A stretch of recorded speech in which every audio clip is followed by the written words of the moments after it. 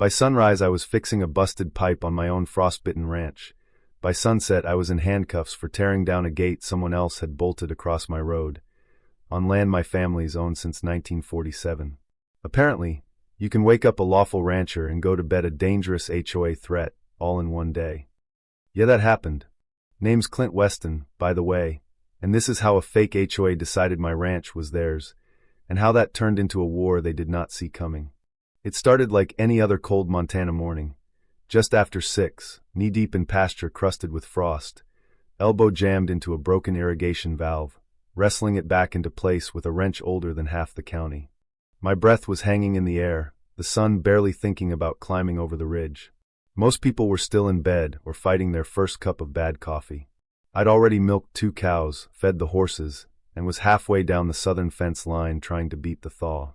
That's when I heard the old Kawasaki mule screaming across the pasture, like it had seen a ghost. Caleb, my ranch hand, slid to a stop, eyes wide, knuckles white on the steering wheel. "Clint," he yelled, before the engine even died, "we've got cops at the front gate." So I stand up slow, wipe mud and cold sweat off my face, and look down the gravel road that cuts through my property like a scar. Sure enough, 2 county sheriff's cruisers parked by the cattle guard, doors open, lights off but the posture loud enough. One deputy's got himself planted behind the hood, like I'm out there taking hostages, hand resting a little too familiar on his hip. The other's talking to one of my younger field hands, and that poor kid looks pale as flour. I walk up calm, rag in my hand, Caleb behind me muttering about not wanting to get shot over a damn cow. Honestly, fair concern. "Morning, officers." I say, nice and even. Something wrong. The one behind the cruiser, mid-30s, square jaw, boots still too new to have seen real mud, looks me over. "You Clint Weston?" "I am," I nod. "What's this about?" "We got a 911 call," he says, "about an armed individual trespassing on HOA-managed land. Caller says you were carrying a firearm, threatening residents, digging trenches with heavy machinery near a residential property. That ring any bells?" I actually laughed, couldn't help it. Only trench I dug this morning was to fix a busted irrigation line. And yeah, I'm armed. This is bear country, officer. You walk around out here with nothing but a clipboard, that's on you. The younger deputy steps closer with a tablet. "You got documentation on you for land ownership?" "Sure do," I say, reaching slowly into my coat, though I'm guessing whoever called you somehow forgot to mention this is private property. My family's farmed since '47, and not part of any HOA past, present, or hell-freezing future. I hand him my laminated deed, map highlighted, coordinates clear, scanned copy of the original land grant, signed, stamped, notarized, all established long before that sheetrock suburb on the ridge was a twinkle in a developer's eye. The kid taps on his tablet, checks the county records, looks at his partner. "They trade this little well, damn look. Everything checks out," the older one finally says. "No indication this land is under HOA jurisdiction. You understand why we had to check, though we respond to all weapons-related calls." "Of course," I nod, "but maybe next time, verify whose land it is before you roll up like you're negotiating a hostage release." The younger one gives a tight smile, says they'll note the boundary dispute, apologizes for the interruption, and they drive off. I stand at that gate a moment longer, looking up toward the ridge where my pasture meets the back of the Pine Range Valley development. Rows of cardboard palaces lined up neat, fake rustic porches, the whole thing. And I know exactly who picked up the phone. I'd seen her before, binoculars, clipboard, face pulled so tight you could bounce a quarter off it. Karen Houseman, HOA president, queen of the cul-de-sacs. She'd waved at me once from up the hill, like she owned the valley. I didn't wave back. Next morning, another call. This time, I'm apparently a possible squatter engaging in unauthorized livestock operations. 2 days later, construction without a permit. Then open flames near a residential zone. Always vague, always anonymous, always ending the same way.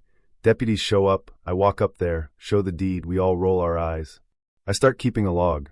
After 3 weeks, I've got 6 separate reports written up, and the deputies are looking more embarrassed than I am. Then the envelope shows up. Official HOA letterhead, dropped in my mailbox, even though I'm not part of their little kingdom. The letter is written in that thick bureaucratic glue you need a machete to read through. It says my farm has been included within the newly restructured Pine Range Valley HOA Cluster 7 boundaries, effective retroactively. Thanks to some vote, I was apparently too ghost-like to attend. According to them, I now owe back dues on 240 acres of ranch land. I read it once. Twice. Third time I laugh so hard I nearly fall off the porch, but way down in my gut, nothing about it feels funny. So 2 days later, I drive down to the HOA office in Ennis. If someone's going to fabricate a land grab with my name on it, I want to see their face when I ask why. The office is in a fake rustic welcome center, tan stucco pretending to be logs, plastic deer antlers nailed over the door, stonework so obviously fake it might as well have a price tag. Inside, it smells like printer toner and vanilla candles. Behind the counter sits a woman in a coral blazer and giant glasses, smiling the way people do when a job description tells them to. "Can I help you?" she chirps. "You can try," I say, setting the letter down like it's evidence. "I'm Clint Weston. This says my ranch is suddenly part of this association, and I'm here to find out which genius signed off on that fantasy." Her smile tightens. "Let me get the president." That's when Karen walks in, out of a side door, like she's entering a courtroom she already owns. Blazer too sharp, hair too perfect, clipboard clutched like the Bible. "Mr. Weston," she says in this syrupy voice that could rot your teeth, "I was wondering when you might stop by." "Well, I'm here now," I say. "Let's talk about this Cluster 7 nonsense." She leads me into a glass-walled conference room decorated with watercolor mousse and real estate posters that basically scream, "Fake wilderness, real HOA fees." She sets her clipboard down like a gavel and folds her hands. "As you've seen," she begins, "Pine Range Valley HOA recently passed an internal motion to expand oversight into adjacent parcels as part of our community integration initiative. Your land is adjacent, underdeveloped beyond acceptable parameters, and part of what we consider the extended eco-buffer zone." I just look at her. Extended what now? She slides a big glossy map across the table, full color, everything in pastel. Right in the middle, my 240 acres are shaded pink and labeled Farming Zone, Community Oversight Required. I study it. No surveyor's signature. No county seal. No engineer's stamp. Just an HOA logo and a little watermark that says, "Approved March 2023, Planning Review Committee." "Karen," I say slowly, "this map isn't official. There's no legal reference, no stamp, no nothing. This is brochure art." She smiles like I just mispronounced kale. "It's pre-certified. We've submitted the amendment to the Madison County Planning Office. It's really just a formality at this point." I hold it up to the window, watch the light go through it. "No, this is a brochure, not law." "Big difference." Her eyes cool. "I would be cautious with your tone, Mr. Weston. Per our updated HOA charter, failure to comply with integration standards may result in lien placement and property reassignment review." I laugh. "Can't help it." "Oh, honey," I say, "you have no idea who you're dealing with." "Excuse me," she snaps. "I was a state prosecutor for 22 years, I tell her. "You just threaten me with powers you don't have, using a fake map referencing authority that doesn't exist. You are about one phone call away from being subpoenaed for fraud." Her nostrils flare. "You're not welcome here if you refuse to be civil." I lean in, just enough so she has to work to hold eye contact. "I didn't come here for civility, Karen. I came for answers. And what I got is a confession in slow motion." She reaches for the map. I fold it, tuck it under my arm, stand up. As I walk out, she hisses, "You can't destroy community harmony just because you want to play cowboy." I don't even look back. "I'm not playing, Karen," I say. "I am the cowboy." Next morning, there's a steel gate across the gravel road leading to my property, bolted into fresh concrete, sign shining in new paint. "Private HOA road, member access only." I call the county road supervisor, and he confirms what I already know. That road is public right up to my cattle guard. So that afternoon, I fire up the tractor, hook a chain around that shiny new gate, and yank it out like a bad tooth. I set it gently in the ditch, out of the way. 1 hour later, I'm sitting on my own tailgate in handcuffs. Couple of guys in crisp uniforms show up, badges too shiny, calling themselves district enforcement officers, with a temporary road closure order. They rattle off some nonsense about interfering with county infrastructure, cuff me, and then do nothing. No radio, no call-in, no transport request. Just stand there, waiting, like they're hoping I'll beg. 15 minutes go by. Then I hear tires on gravel, and see a real sheriff's SUV come rolling up. Deputy steps out, looks at me, looks at them. "You boys with the county?" he asks. They hesitate. "Let me see your credentials," he says. They don't have any. 5 minutes after that, the cuffs are off my wrists and on theirs. Turns out they're from a rural safety patrol. Fancy phrase for private security, paid for through the HOA under a brand new outfit called Western Environs Enforcement Group. Their mailing address? Same as the HOA office. That night, I don't go to bed. I go to the barn, drag out my old case files, and call an old friend at the Attorney General's office, Marshall. We took down a racketeering crew together once. He knows I'm not big on exaggerating. Send me everything, he says. So I do scans of the letter, photos of the gate, copies of the HOA map, my log of all those bogus 911 calls, video of the fake cops on my property. By sunrise, the story's already bubbling on local feeds. Local rancher arrested over HOA dispute, misunderstanding or land war brewing? There's a blurry shot of me next to my tractor with the gate hanging in the loader like a trophy. Caleb holds out his phone at the barn, grinning. You're famous, boss. Great, I say. Now let's go fix the east fence. But the quiet's gone, and I can feel something building. That afternoon, while I'm patching wire out by the west paddock, my phone rings. It's Mags, my wife, voice tight. Clint, there are 2 officers here again, she says. They're talking about a zoning compliance review. One of them is recording on his phone. They say they need to inspect the barn. I tell her to put me on speaker. I introduce myself, ask who they're with. One of them says, District Civil Enforcement. Like that's a thing. I ask for badge numbers. They give some 4-digit mess that doesn't match any county format I've ever seen. I tell them to stay put, that I'll be there in 15. I make it in 10. 2 guys, tactical tan uniforms, no real patches, cheap belts with pepper spray and batons, but no firearms. The talker's a big dude with a jaw like a cinder block and mirrored sunglasses. The kid behind him looks like finals week broke him, and he never recovered. Last time you boys dropped by, you left in handcuffs, I say, crossing my arms. Let's not do the rodeo again. Who sent you? We're following up on a community complaint, the big one says, about unauthorized structures and illegal livestock volumes within HOA boundaries. You're in active review status. This is a private farm, I tell him flat. Never been under HOA jurisdiction. Never will be.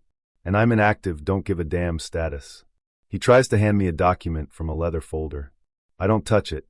Let me guess, I say, printed PDF with a fake header and an HOA seal at the bottom. You boys know impersonating law enforcement is a felony in Montana, right? No answer. Then I see his name stitched on the shirt, K. Dryden. It hits me, courthouse security from Bozeman, years back, let go for exceeding the scope of authority. Code for couldn't keep his hands to himself. I step back, pull my phone, call Sheriff Mallister directly. We go way back. While I'm talking, I see Dryden mutter something to the kid, and the kid twitches like he's about to bolt. Don't, I tell him quietly. You want this on your record, too?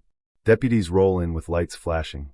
They search the truck, find fake IDs, a binder full of pre-filled HOA violation forms, and another HOA-bought tablet logged into a local utility database. Charges start piling up: impersonation, attempted unlawful detainment, trespass. The kid gets it lighter, but he's still in cuffs when they drive away. Mags is standing on the porch, arms folded. She just shakes her head. We're not dealing with soccer moms anymore, she says. They're playing hardball. They started it. I mutter, they're not gonna like how I finish it. That night I send Marshall everything, letters, maps, footage, this new impersonation stunt. He calls me back less than a day later, while I'm up on the North Ridge. Clint, he says, no hello, you were right. Something stinks. He'd cross-checked the HOA's Cluster 7 map with the official county records. My land, still clean, still mine in the real system.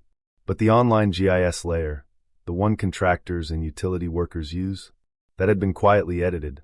And the user login that made the changes belonged to Ethan Hausman, Karen's son, temp GIS assistant for the county through a vendor. He'd used his access to upload a layer showing my property as Provisional Zone HOA 7, so anyone casually checking the map would think I was under review. 2 weeks after that, Karen filed a supplemental jurisdiction expansion form with a printout of that fake map, stamped approved, with a scanned seal from an engineer who retired 2 years ago. No signature, no real authorization, just stolen graphics and guts. So yeah, they didn't just lie, they tried to rewrite the map. I get a certified statement from my surveyor, Tom, calling the HOA map fraudulent under Montana statute. I get the county clerk to print the bogus director review, note that lists Karen as some kind of mysterious director, even though she's not a county employee. We build a chain of evidence long enough to trip over. Then one night I crest the hill and see 3 sets of headlights creeping near my power junction box like raccoons around a trash can. 2 dark pickups and a white van, no logo, lights off. Guys are out there with tools, right by the pump house that controls the well, the barn lights, part of the electric fence. Years in courtrooms teach you how fast things go sideways. Years on a ranch teach you how to move quiet. I kill my lights, park behind a stand of pines, grab the shotgun and walk in low. I get close enough to see one guy in a tactical jacket with wire cutters, another crouched by the breaker box, flashlight in his teeth, the third still in the van. Don't move, I call out loud and steady. They freeze. Drop the tools, hands where I can see him. Flashlight guy twitches like he's going for his belt. I rack the shotgun and take 2 steps forward. Try that again, and the warning shot goes in the dirt, or it doesn't. That settles them down. I keep them covered and call Mallister. Deputies show up, pop the van, and there it is again. Fake utility work orders, cut sheets, and another made-up department. Madison HOA Utility Coordination. Which, according to the sheriff, does not exist anywhere but in Karen's fever dream. And one of the guys? Dryden. Again. Out on bail, back on my land. At that point, Marshall stops dancing around the word and says it straight. Clint, this is shaping up like a RICO case. It's not just harassment anymore. It's organized coercion for material gain. So we go nuclear. Using their own bylaws, I force my way into their records. I find that shell company, Western Environs Enforcement Group, taking in over $100,000 of HOA money for security. Karen is the registered agent. The address is the HOA office. The minutes talk openly about absorbing Western parcels and enforcement optics, like we're all pieces on their risk board. We file the civil suit, fraud, coercion, impersonation, civil racketeering, and ask for an injunction and a restraining order. Then we walk into court. The hearing is packed, neighbors, reporters, even a few board members trying to hide in the back. Karen walks in like she's going to a fundraiser, power suit on, chin up. By the time Marshall is done walking the judge through the drone footage, the fake maps, the shell company payments, the group chats, and that strategic enforcement presence memo, her lawyers look like they need fresh shirts. The judge doesn't buy a word of their misunderstanding story. She grants a full restraining order, refers the whole mess to the state for criminal investigation, and basically tells Karen's team she's not in the mood for euphemisms. After that, it snowballs: search warrants, seized files, flipped treasurers, email chains, voice memos. Turns out Karen was obsessed with making the HOA map look seamless from satellite view, meaning no private holdouts messing up her pretty pastel empire. They'd pulled similar stunts on other landowners, too, some of them elderly, some of them too tired or scared to fight. Eventually, charges drop. Conspiracy, impersonation, fraud, attempted unlawful seizure, harassment, falsifying records, you name it, it's on the sheet. Her fake officers get nailed. A couple county folks who tweaked records for her get fired, fined, and barred from practicing law. The final hearing is strangely quiet. No cameras, no full gallery, just a judge, a few attorneys, me and Karen. No more power suit, just a beige sweater and the hollow stare of someone fresh out of excuses. They play a voice memo where she brags about breaking resistance with legal noise and tactical presence, and the judge just closes her eyes for a second like she's trying not to say what she really thinks.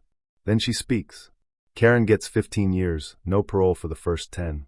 Her fake officers get 8 each, plus they lose all tactical gear and their shiny little side gigs. Those assistant DAs who helped her twist old statutes? They get probation and lose their licenses. I get awarded about $1.2 million, part of it for economic loss, part for punitive damages. Karen has to write a formal apology, to be archived in the county records forever. Honestly, she could have kept it. I didn't want her words. I wanted my road back. That afternoon, I rebuild my gate. Just me, my tools, a fresh slab of walnut. Takes me about 5 hours. When I'm done, I burn a message into the wood with a branding iron, slow and steady. This farm is not HOA property. You have been warned once. 2 weeks later, a neighbor from 4 miles up the road shows up with a thermos of coffee and a worried look. Says his cousin's getting squeezed by a different HOA. Same tricks, same fake authority. He doesn't know what to do. I give him Marshall's number, then I stop, think for a second. You know what? I tell him, I've got some extra time. I'll help him myself. That's how it starts. Phone calls from ranchers, old couples, regular folks who don't speak legal but know damn well when they're being pushed around. I set up a small nonprofit, pro bono, only one job: stop these associations from steamrolling people off land they already paid for. We call it ground back, because that's what we're taking. So here's what I keep wondering: at what point does keeping up standards turn into straight-up theft with a logo on it? When someone in a blazer waves a piece of paper at your front door and tells you your home, your land, your life are now under their rules, where do you draw the line between following the neighborhood guidelines and saying, "No, this is mine. You don't get to take it"? I've told you where I drew my line, with a tractor, a stack of evidence, and one very stubborn gate. Now I want to hear yours. Drop your thoughts in the comments, your HOA stories, your boundary fights, the times you stood up, or wish you had. What does justice look like in situations like this? Who is right, who is wrong, and how far would you go to protect what's yours?